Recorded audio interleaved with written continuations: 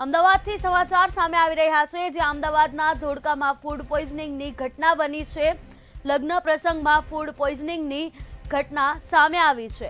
ભોજન લીધા બાદ 400 લોકોને ખોરાકી ઝેરની અસર થઈ હતી। અમદાવાદના ધોળકાનો આ સમગ્ર બનાવ છે। તમામ 400 લોકોને અલગ અલગ 5 હોસ્પિટલમાં સારવાર હેઠળ ખસેડવામાં આવ્યા છે। એક સાથે 400 લોકોને ઝાડા ઉલટીની અસર થતા અફરાતફરી મચી હતી। ધારાસભ્ય કિરીટ ડાભીએ અસરગ્રસ્ત લોકોની મુલાકાત લીધી છે। તો અમદાવાદના ધોળકામાં ફૂડ પોઈઝનિંગની ઘટના સામે આવી છે, જ્યાં 400 લોકોને ફૂડ પોઈઝનિંગની અસર થઈ છે। લગ્ન પ્રસંગમાં ફૂડ પોઈઝનિંગની અસર થઈ છે। ભોજન લીધા બાદ 400 લોકોની તબિયત લથડી હતી અને તેમને સારવાર અર્થે 5 અલગ અલગ હોસ્પિટલમાં ખસેડવામાં આવ્યા છે।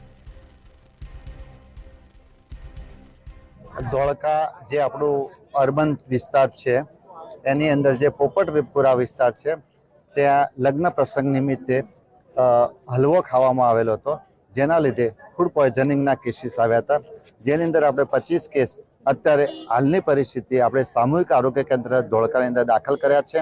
તમામની પરિસ્થિતિ અત્યારે સારી છે।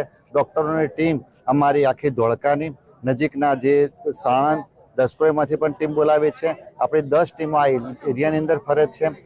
બાવળા ગોધરાથી પણ આપણે પીડિયાટ્રિશિયનની ટીમો બોલાવી છે। પૂરો દવાનો જથ્થો અવેલેબલ છે અને તમામ 25 જે દાખલ કર્યા છે એની પરિસ્થિતિ સારી છે। જેને પેટમાં દુખાવો, ઉલટી ઉપકા થતા હોય એવા 170 કેસ અહીં આપણે ઓપીડી બેઝ ઉપર ચાલુ કર્યા છે, જેથી કરીને સ્થળ ઉપર જ બધાની સારવાર મળે।